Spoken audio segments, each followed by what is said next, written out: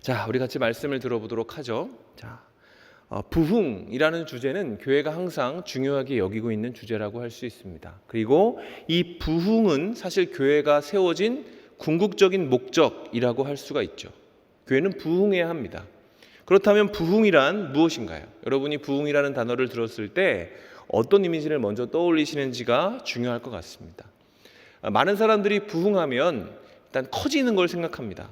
뭔가 시끌벅적해지고 팽창하고 점점 커지고 사람들이 물질과 헌신이 넘쳐 흐르고 사람들이 많아지는 것을 떠올린다라는 것이죠. 물론 이것도 부흥이 맞습니다. 그러나 엄밀하게 얘기해서 이러한 팽창과 여러 가지 확장되어지는 모습들은 부흥의 현상이지 부흥의 본질은 아니라고 할 수 있겠습니다. 그렇다면 부흥의 본질이란 무엇일까요? 바로 이 단어, 이 부흥이라는 단어 안에 그 본질이 잘 드러나 있습니다. 이 부흥이라는 단어를 사전에서 찾아보면 이런 뜻이 있어요.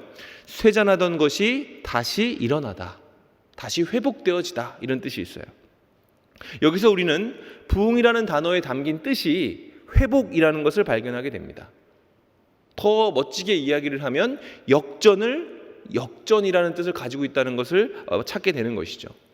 성경이 말하고 있는 진정한 의미의 부흥 또한 이와 다르지 않습니다. 성경이 말하고 있는 진정한 부흥은 역전, 회복 이런 것들을 얘기하는 거예요.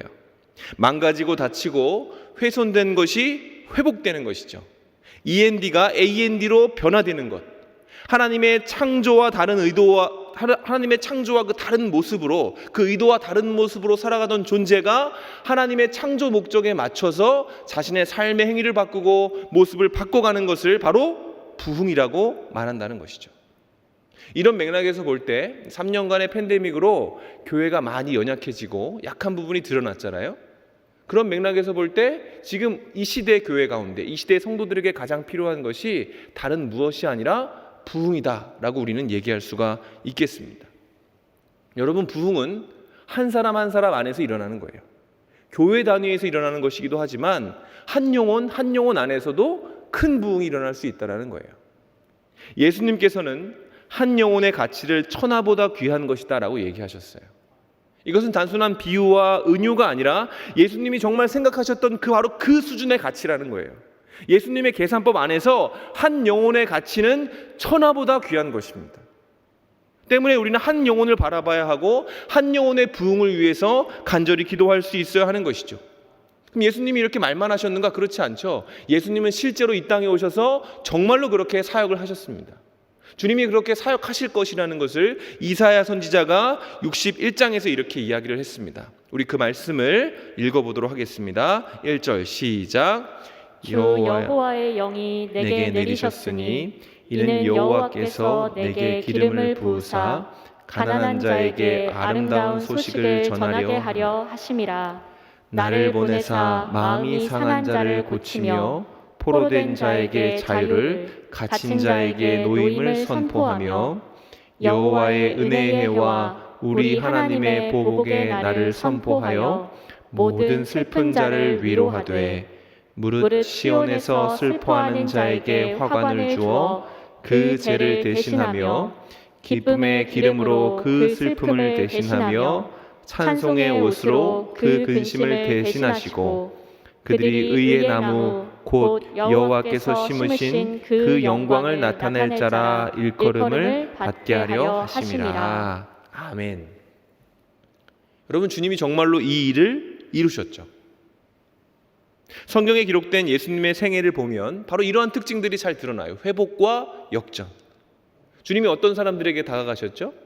상처 입은 자, 억눌린 자, 포로된 자, 그 당시 가장 천대받던 세리와 창기와 저주받았다고 표현되어지는 병든 자를 찾아가셨던 분이 바로 주님입니다. 그리고 놀랍게도 그런 주님을 만난 사람들은 하나같이 역전을 경험하게 되죠.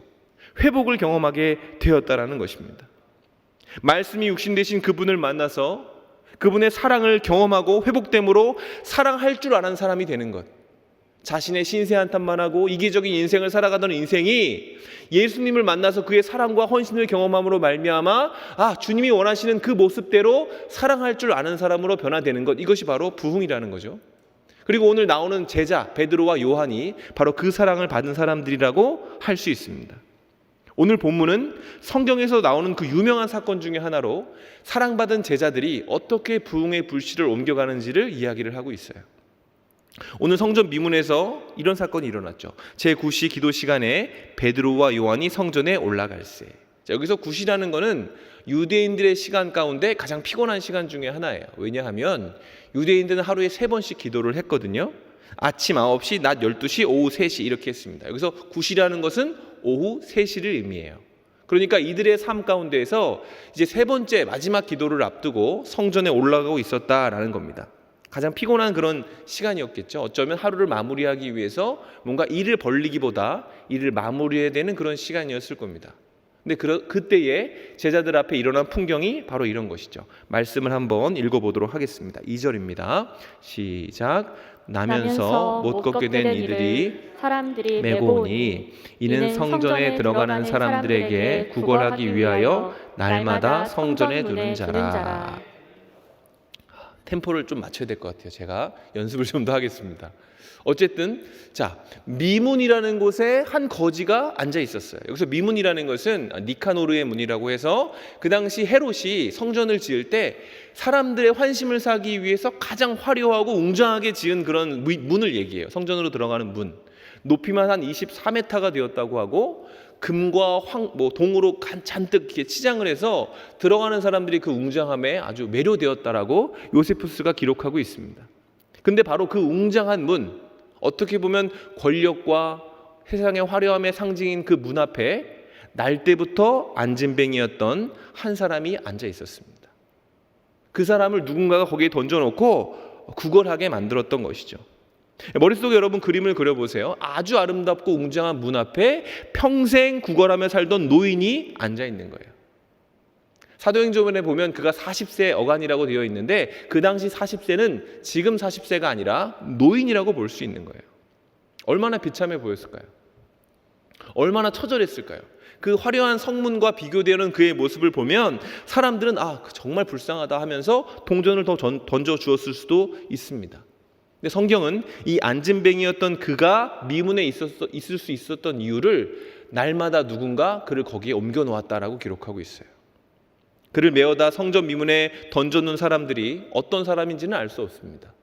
그를 통해 돈을 벌려고 했던 사람일 수도 있고 그의 가족일 수도 있지만 어쨌든 그들이 호의였던 어떤 의도였던 간에 그 성전 미문 아래에서 거지는 누구보다 비참하고 누구보다 처참한 모습으로 구걸을 하는 그런 사람이었다라는 거예요. 그리고 결정적으로 그런 유대인임에도 불구하고 예배하러 성전에 들어가지 못했어요. 여러분, 유대인은 예배를 위해 창조된 존재 아닙니까? 근데 유대인임에도 불구하고 그는 성전에 들어가지 못했다라는 거예요. 그 이유가 뭔지 아십니까? 그가 저주받은 자로 여겨졌기 때문에 그렇습니다. 유대인들의 기준에서 장애를 가진 사람은 저주받은 사람이었거든요. 그러니까 유대인인 그 거지는 자기가 태어난 창조된 그 존재의 본성대로 살지 못하고 다른 사람들이 예배하는 모습, 그리고 자신의 그 처참한 모습을 바라보면서 살아가야 했다라는 겁니다. 잠시 그 거지가 보았을 풍경에 대해서 한번 떠올려 보죠. 그가 하루 종일 뭘 봤을까요? 아마 그는 예배에 3번이나 왔다 갔다 하며 성전에 왔다 갔다 하면서 은혜를 받고 예배당을 나오는 사람들의 모습을 봤겠죠. 그리고 눈을 내리면 자기의 다리가 보였을 겁니다. 앙상한 다리. 한 번도 자기의 말을 들어보지 못했던, 땅을 한 번도 밀쳐내지 못했던 저주의 상징인 자기의 다리를 보았을 거예요. 그러니까 그 거지에게 삶의 풍경이란 차라리 눈을 감고 싶은 것이었다는 거예요. 그의 시선이 머무는 곳에는 언제나 절망의 도구밖에 없는 거예요. 절망의 이유밖에 없었다라는 겁니다. 40평생을 그렇게 살았다는 거예요. 그가 베드로와 요한을 만났을 때 그의 모습에서 우리는 그가 가지고 있는 절망의 깊이를 발견하게 됩니다. 그는 거지 그 자체였어요. 마음 또한 가난하고 찢겨진 상황이었다라는 거죠. 예배가 사명으로 주어진 유대인, 하나님의 얼굴을 바라보며 거기서 오는 영광과 은혜를 구하며 살아야 할 그 당연한 인생이 더 이상 그렇게 살지 못하고 사람들에게 굽신거리면서 그들이 던져주는 동료 한 입에 인생을 걸어야 되는 처참함 가운데 놓여져 있었다는 거예요. 그런데 오늘 사건을 통해서 그의 삶에 놀라운 일이 일어나게 됩니다. 본문 8절에 이렇게 이야기를 하고 있어요. 뛰어 서서 걸으며 그들과 함께 성전으로 들어가면서 걷기도 하고 뛰기도 하며 하나님을 찬송했다. 여러분, 40년 동안 단 한 번도 일어나 본 적 없던 안진뱅이가 일어났어요. 기적이 일어난 거죠. 그러나 성경이 말하고자 하는 진짜 기적은 그가 병에서 나았다가 아닌 거예요. 성경이 말하고자 하는 진짜 기적은 무엇입니까? 그가 드디어 예배하게 되었다 이겁니다. 그가 드디어 동전 한 잎에 인생을 거는 사람이 아니라 하나님의 영광 가운데로 나아가는 사람이 되었다. 이것이 바로 성경이 얘기하고 있는 거예요. 그가 하나님이 허락하신 것으로 돌아갔다. 회복되었다. 그에게 있어 절망의 장소였던 미문으로부터 드디어 풀려나서 그가 있어야 할 성전으로 들어갔다. 그리고 유대인답게 그를 만드신 하나님의 의도에 맞게 그 안에서 걷고 뛰며 하나님을 찬송했다. 이것이 성경이 말하고 있는 그에게 일어난 진정한 기적이라는 거예요. 자, 그렇다면 무엇이 이러한 기적을 만들었는가? 우리 오늘 말씀 6절과 7절을 같이 한번 읽어보겠습니다. 너무 멋있는 말씀입니다. 자, 시작.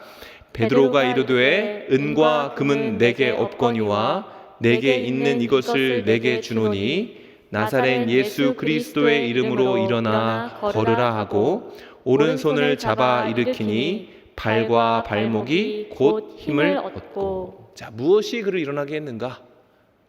예수 그리스도의 이름이죠. 우리가 찬양했던 것처럼 그가 그의 이름을 불렀기 때문이고 그의 이름의 능력으로 말미암아 그가 회복된 것입니다. 베드로의 입술에 담긴 그 예수 그리스도의 이름이 그를 일으켰어요. 정확히 얘기하면 베드로의 입술을 통해 하나님이 당신의 이름으로 그에게 역사하셨다라는 겁니다. 온전한 회복이죠. 드디어 유대인답게 예배자답게 동전 한 잎을 쫓는 삶이 아니라 하나님의 영광을 쫓는 삶으로 찬양하고 예배하고 탄성을 내지르는 삶으로 그가 변화되었다라는 것이죠. 여러분, 오늘 우리는 예배당에 나와 있습니다. 동기는 여러 가지 있을 수 있지만 저는 한 가지 믿는 게 있어요. 여러분, 우리를 누가 부르셨습니까? 어머니가 부르셨습니까? 아버지가 부르셨습니까? 교회 안 가면 안 된다고 등짝을 때려서 여러분이 오셨나요? 그렇지 않습니다. 성령님이 여러분을 이곳으로 이끄신 거예요. 여러분이 그 성령님의 역사하심을 어느 정도 느끼는지는 모르겠지만 여러분, 예배한다는 것은 하나님의 영광을 보기 위해 나왔다는 것은 그 자체가 기적이고 그 어떤 상황에서도 우리가 타협해서는 안 되는 중요한 역사하심이요 사명이라는 것입니다. 거지는 세상도 줄 수 있는 값싼 위로에 더 이상 만족하지 않고 하나님만이 주실 수 있는 참된 평화와 위로를 구할 수 있는 존재가 되었다. 그리고 여러분, 우리 또한 그런 존재로 지금 살아가고 있는 것이죠. 우리 본문으로 더 한번 깊이 들어가 보겠습니다. 오늘 이 사건을 통해서 제가 여러분과 자세히 살펴보고자 하는 것은 그럼 그에게 일어난 그 회복과 부흥의 사건이 어떤 과정을 통해서 일어났는가, 이 부분을 좀 더 살펴보고 싶은 겁니다. 3절에 보면 이렇게 되어 있어요. 그가 베드로와 요한이 성전에 올라가려 함을 보고 구걸하거늘. 보았다. 이 본문에만 이 보았다라는 동사가 4가지 변형으로 등장을 하거든요. 그게 그냥 그런 것이 아니라 성경이 강조하고자 그렇게 둔 것입니다. 미문 앞에 있던 안진뱅이 거지는 베드로와 요한이 나타나자 그에게 적선을 요구했다, 이렇게 되어져 있습니다. 여기서 성경이 보고 구걸하거늘 했을 때 그 보다라는 것이 헬라어로 에이도라고 표현되어 있어요. 에이도. 이 에이도라는 것은 뭐냐면 그냥 보는 겁니다. 말 그대로. 초점 없는 눈으로 그냥 시선을 돌리는 것을 이야기를 하는 것이죠. 그 거지가 사도들을 바라본 것은 그들과 관계가 있기 때문이 아니었어요. 그가 베드로를 알아봤기 때문이 아닙니다. 그냥 습관적으로 기계적으로 반사적인 행동을 그렇게 한 거예요. 왜요? 적선하기 위해서.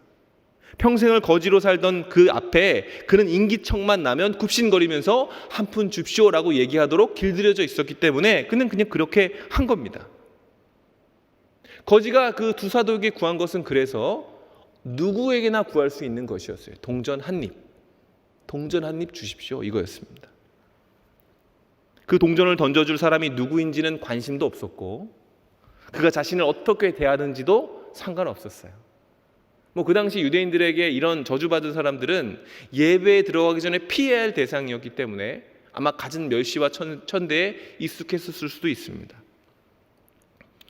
그는 반응보다 거절에 더 익숙한 사람으로 매일 지나가는 길 항상 같은 곳에서 사람들의 천대와 무시를 받으면서 통행료를 받듯이 누군가에게 적선을 구하고 자비를 구하는 데 있었던 사람이라는 거예요. 당연히 그 눈에 초점이 있었겠어요?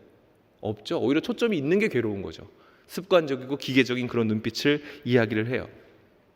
그날도 아마 그랬을 겁니다. 거지는 베드로와 요한이 자기 시야 속에 들어오자 습관대로 A도의 시선으로 제자들을 바라보면서 그냥 한 푼 달라고 이야기를 했습니다. 근데 그 시선에 대한 사도들의 반응이 좀 달라요. 4절을 한번 읽어보겠습니다. 자, 시작. 베드로가 요한과 더불어 주목하여 이르되 우리를 보라 하니. 자, 여기서 성경은 제자들의 시선이 뭐냐면 주목했다라고 표현을 되어져 있어요. 이거는 헬라어로 보면 아테나시스 이렇게 되어 있습니다. 아테나시스. 에이도와 다르죠. 이 아테나시스는 뭐냐면 집중해서 봤다라는 거예요. 집중해서 봤다.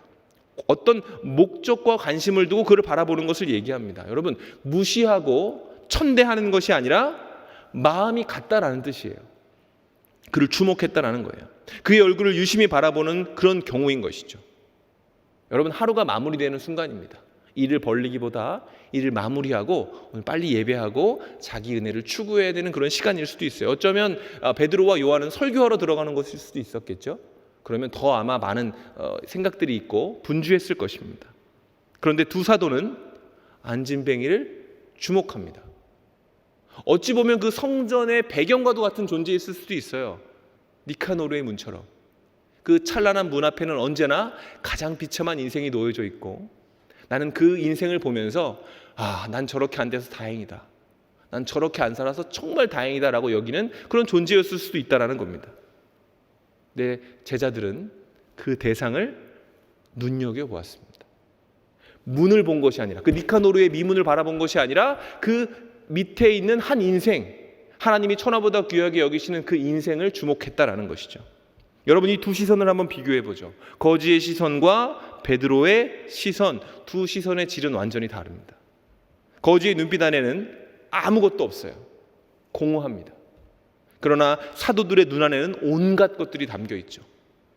가장 크게는 하나님의 긍휼하심이 담겨 있습니다. 이 시선은 여러분 단순히 거지에게만 주어진 것이 아니라 주님이 인생을 바라보셨던 바로 그 시선이죠. 여러분, 주님은 왜 좋은 분이시냐면 우리를 그냥 보는 분이 아니기 때문에 그래요. 우리가 힘들고 아프고 고통스럽잖아요. 그러면 주님은 그거를 알고 보십니다. 그냥 대충 저 세상 꼭대기에 올라앉아서 야, 왜 그렇게 못해? 이렇게 하시는 분이 아니라 성경에 나와 있어요. 우리의 마음을 아신다고, 우리의 마음을 공감하신다고 되어져 있습니다. 그런 주님이 그 사랑과 긍휼의 눈으로 그를 바라보셨다라는 것이에요. 그리고 이러한 다른 시선은 다른 행동을 만들어내요. 베드로가 거지에게 말을 건 겁니다. 우리를 봐라. 동전 하나 주는 게 아니라 거지에게 나를 보세요. 이렇게 얘기한 겁니다. 관계하자는 거죠. 여기서 사용된 보라라는 헬라어는 블레포라는 능동태로 되어져 있습니다. 쉽게 말하면 초점 없는 눈으로 바라보는 거지에게 베드로가 이렇게 요구한 거예요. 형제여, 저를 주목하여 보십시오. 저를 제대로 한번 봐주시겠습니까? 기계적인 그런 눈빛에 대해서 인격적으로 반응을 한 겁니다. 저는 이 인격적이라는 단어가 너무 좋아요. 하나님이 인격적이다. 베드로는 기적을 베풀기 위해서 그에게 다가간 것이 아니에요. 그냥 성전에 올라가기 전에 내가 하나 뭐 보여주겠다 이런 게 아닙니다. 정말로 그의 인생이 보인 겁니다. 40년 동안 천대받고 절망의 구덩이에서 허우적거리는 그 인생이 눈에 들어온 거예요. 정확히 얘기하면 예수님이 그렇게 보게 하신 것이죠. 여러분, 우리를 바라보시는 하나님의 마음도 이렇습니다. 하나님은 늘 그래요. 늘 우리에게 늘 당신을 주목하라고 말씀하십니다. 그러나 우리는 너무나 습관적으로 예배하죠. 기계적으로 길들여진 대로 예배합니다. 여러분, 청년의 때에 가장 중요한 것은 습관적인 예배를 드리는 것, 물론 중요하지만 그것보다 더 중요한 건 뭐냐면 주님을 제대로 볼 줄 아는 시선을 갖는 게 중요해요. 그래서 하나님을 경험해야 됩니다. 그분의 마음을 알아야 되고 그분을 단순히 머리로 아는 것이 아니라 가슴으로 느끼고 공감할 줄 아는 능력이 생겨야 우리의 삶에 하나님이 이루시는 진정한 기적, 진정한 예배자로 우리가 변화되어지는 그 놀라운 역사가 일어날 수 있는 거예요. 베드로가 말했죠. 나를 보라. 내가 내게 그러하듯이 너 또한 내 마음과 뜻을 다해 나를 바라봐라. 이에 대해 거지가 이렇게 하죠. 그가 그들에게서 무엇을 얻을까 하여 바라보거늘. 안진뱅이 거지는 베드로의 적극적인 요구에 어쩌면 당황했을 수도 있어요. 그런 일이 별로 없었을 거거든요. 그래서 그는 눈빛을 바꿉니다. 그 초점 없는 눈빛에 뭔가 빛이 들어가기 시작한 거죠. 근데 여기서 번역된 헬라어는 에이도가 아닌 에페코로 변합니다. 그러니까 그가 초점 없는 눈이 아니라 뭔가 바라면서 그를 바라봤다, 이런 뜻이에요. 베드로를 통해 거지의 시선이 에이도에서 에페코로 변했다. 베드로의 요구는 아무런 기대감이 없던 거지의 눈빛이 뭔가 다른 것을 기대하는 눈빛으로 변하도록 도운 것입니다. 그러나 여전히 한계는 있죠. 뭐예요? 그의 관심은 뭐예요? 무엇을 얻고자 함입니다. 그냥 무엇을 얻고자 함이에요. 거지는 베드로가 주고자 하는 것을 무엇인지 알지 못해요. 베드로가 뭘 줄 수 있는지 상상도 하지 못합니다. 그냥 그가 할 수 있는 최선은 뭐냐면요, 아마 돈이었을 거예요. 좀 더 쥐어주려고 하시나? 오늘 뭔가 운수가 좋은 날인가? 어쩌면 비굴한 웃음을 띠고 좀 더 동정을 바라듯이 얼굴 표정을 바꿨을 수도 있겠죠. 그리고 그의 시선은 어쩌면 베드로의 눈이 아니라 베드로의 손, 베드로의 호주머니 속으로 향해 있었을 수도 있습니다. 그런데 베드로의 입에서 놀라운 얘기가 쏟아지는 겁니다. 거지가 한 번도 생각해 본 적 없는 이야기, 한 번도 상상해 본 적 없는, 절대 내 인생 가운데 일어날 수 없다는 그 얘기가 선포된 겁니다. 베드로가 이렇게 얘기합니다. 은과 금은 내게 없습니다. 그러나 내게 있는 것으로 당신에게 주겠사오니 나사렛 예수의 이름으로 일어나 걸으십시오. 귀를 의심했을 수도 있죠. 그렇죠? 김이 샜을 수도 있습니다. 그러나 거지는 어떻게 합니까? 그 말의 능력으로 말미암아 일어나게 돼요. 그리고 한 번도 땅을 디뎌본 적이 없는 그 앙상한 다리가 드디어 땅을 박차고 일어선 겁니다. 막 태어난 사슴처럼 바들바들 떨면서 일어난 게 아니에요. 그는 걷고 뛸 수 있는 존재가 되었다라는 거예요. 기적이 일어난 거죠. 여러분, 이 기적의 사건에서 우리가 발견해야 되는 것은 무엇입니까? 우리가 주목해야 되는 것은 무엇이죠? 바로 시선의 변화입니다.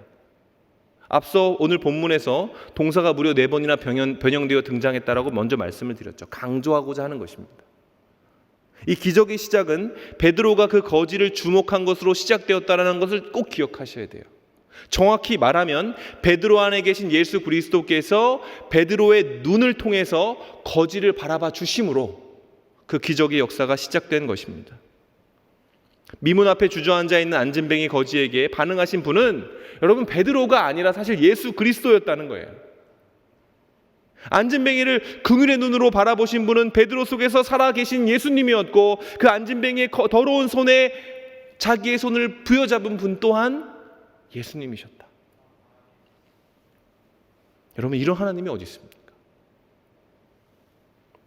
예수님의 바라봐 주심과 만져주심, 그분의 긍휼하심과 성실하심과 사랑이 아무것도 바랄 수 없어 그저 세상이 줄 수 있는 동전 한 잎의 인생으로 살던 인생에게 예배자의 자리를 회복시켜 주었다. 오늘 성경이 얘기하고 있는 진정한 부흥이 바로 이것입니다. 만약 예수님께서 그 상황 가운데 계시지 않았다면 여러분, 베드로는 멈출 이유가 없었을 것이고, 그가 보았다고 한들 약간의 두둑한 적선 외에 다른 것은 줄 수 없었을 것입니다. 그러나 주님이 함께한 사람에게는 상상하지 못한 것을 줄 수 있는 자신감과 내용이 있었다라는 것이죠. 여러분, 신자에게 바로 이러한 역사가 있는 겁니다. 여러분, 금과 은을 우리가 주기 위해서 인생을 살아가는 게 아니죠. 여러분, 줄 금과 은도 없잖아요. 그죠? 성공하신 분 계십니까? 여러분, 우리는 자신감을 가질 수 있어요. 왜 그렇습니까? 은과 금은 우리에게 없다 할지라도 주님이 우리에게 주신 것, 예수 그리스도의 이름이 있기 때문에 그렇습니다. 이건 기적을 만들어요. 여러분, 인생을 바꿉니다. 여러분, 신자의 소망은 무엇입니까? 부흥이어야 됩니다. 우리 모두는 부흥을 꿈꾸는 꿈꿀 줄 아는 사람이 돼요. 사람들이 우리를 볼 때 꿈꾸는 자가 오는도다 이러면 제일 좋을 거예요. 예수님을 잘 믿는 사람을 보면 뭔가 이상한 소리를 해요. 비현실적이고 뭔가 더 큰 비전을 품은 것처럼 보여서 허황되어 보일 때도 있을 수 있습니다. 그러나 그 허황되어 보이는 꿈 때문에, 비전 때문에 그는 낭망하지 않고 절망하지 않고 기도하고 언제나 예배의 자리를 사모하는 사람으로 세상 가운데 존재하죠. 여러분, 부흥은 무엇입니까? 우리가 하나님께 기대하게 되는 겁니다. 여러분, 부흥은 뭡니까? 우리에게 유익한 거예요. 왜? 세상을 바라보면서 절망하고 낙심하기 전에 예수님은 화수분처럼 우리에게 새 소망과 새 삶을 허락하시는 분이기 때문에 그래요. 여러분, 부흥은 무엇보다 우리가 일으킬 수 있는 것이 아닙니다. 오늘 본문에서 보았다시피 주님이 먼저 우리를 봐주셔야만 그 부흥이 시작되는 것이죠. 부흥은 인간이 만들어낼 수 있는 그런 프로그램이 아닙니다. 부흥은 하나님의 역사하심과 인도하심 아래에서 하나님의 성령님이 깊이 부어져야만 온전한 부흥이 일어날 수 있어요. 그래서 성도가 해야 될 일은 무엇입니까? 기도하는 것이죠. 주의 성령 이곳에 더욱더 강하게 역사하기를, 내 삶과 내 영혼 가운데 하나님의 인도하심이 완벽하게 역사하심이 이루어질 수 있도록 우리가 간절히 기도할 수 있어야 하는 것입니다. 여러분, 우리는 창조된 모습으로 지금 존재하고 있습니까? 여러분의 삶을 한번 돌아보십시오. 하나님이 여러분을 어떻게 만드셨을 것 같아요? 어떤 기대와 소망을 가지고 여러분을 창조하셨을까요? 여러분은 그 모습대로 살고 있습니까? 아니면 혹시라도 이 거지처럼 하나님의 의도와 다른 모습으로, 여러분의 의도가 아닐지라도 여러분의 한계와 부족함으로 말미암아 하나님을 기쁘시게 하기보다 하나님의 아픔이 되는 모습으로 살아갈 수도 있어요. 여러분 삶 가운데 여러분을 더 초라하게 만드는 그 미문, 니카노르의 문, 세상이 만들어오는 그 화려하고 웅장한 문이 여러분의 배경일 수도 있습니다. 그래서 사람들이 얘기하겠죠. 비참하게 보인다. 나는 흙수저고, 나 아무것도 가진 것도 없고, 내 인생의 비전도 보이지 않고. 세상이 만들어오는 그 거대하고 웅장한 문, 압도적인 그 화려해 보이는 그 문, 그 아래에 있는 여러분. 여러분의 인생이 바뀔 수 있는 이유는 하나입니다. 방법은 오직 하나예요. 뭐예요? 주님이 다가와 주시면 변합니다. 여러분의 그 미문, 어떤 미문이라 할지라도 여러분의 삶을 묶어낼 수가 없을 거라는 거예요. 동전 한 입을 구하는 삶이 아니라 그리스도의 이름을 추구하고 전하는, 갈망하고 사랑하는 삶으로 살아갈 수 있다. 이것이 부흥이 우리 가운데 임할 때 우리에게 일어날 그 역사인 것입니다. 말씀을 매듭 짓겠습니다. 오늘 주님이 우리의 시간을 주목하고 계시다고 저는 믿습니다. 제가 이 이야기를 한 것은 하나님이 여러분을 보고 계시다는 걸 좀 알라는 거예요. 우리는 기대가 없이 어쩌면 습관적으로 초점 없는 눈으로, 어쩌면 시간이 이러니까 졸린 눈으로 간신히 이 자리를 지키고 있을 수도 있어요. 여러분의 인생 가운데 주님이 생각날 때보다 주님을 잃어버리고 살 때가 더 많을 수도 있죠. 근데 여러분, 왜 우리가 예수 그리스도가 우리를 위해 이 땅에 오셨다는 것을 복음, 좋은 소식이라고 얘기하는지 아십니까? 주님이 챙겨주시는 분이기 때문에 그래요.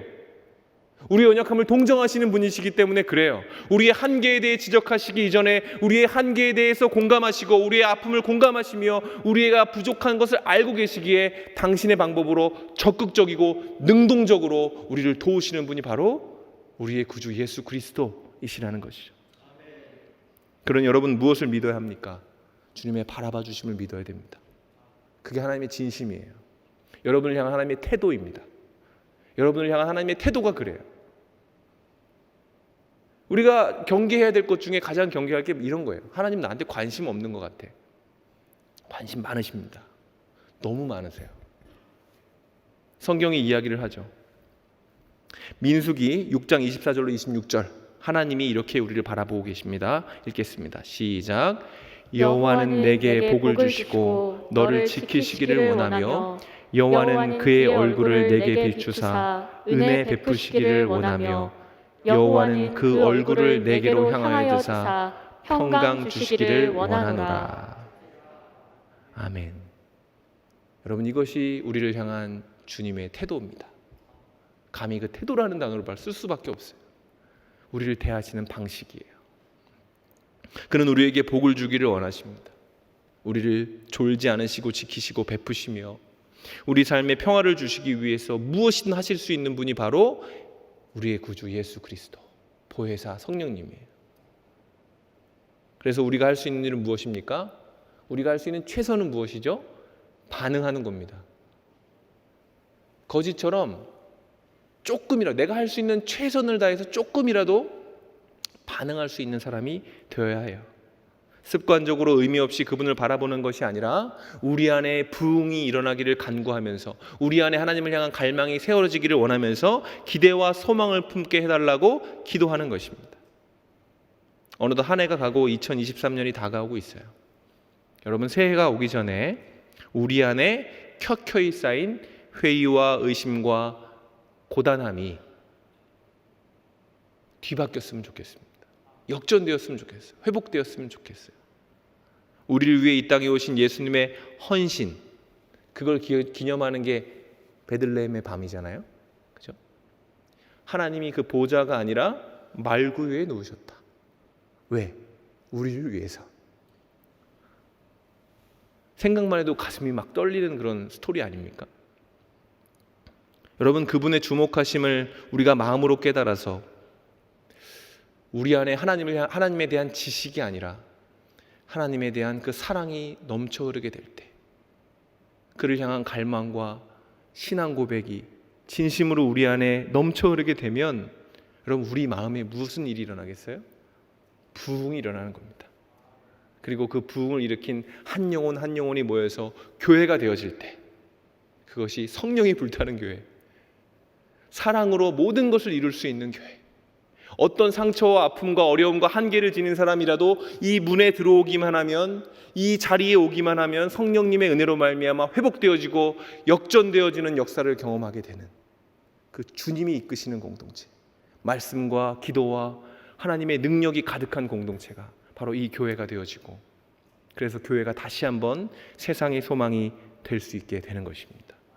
오늘 이 시간에 예배한 여러분이 하나님을 향한 사랑이 넘쳐오르고 그로 말미암아 진정한 부흥을 경험하게 되시기를 주님의 이름으로 축원합니다.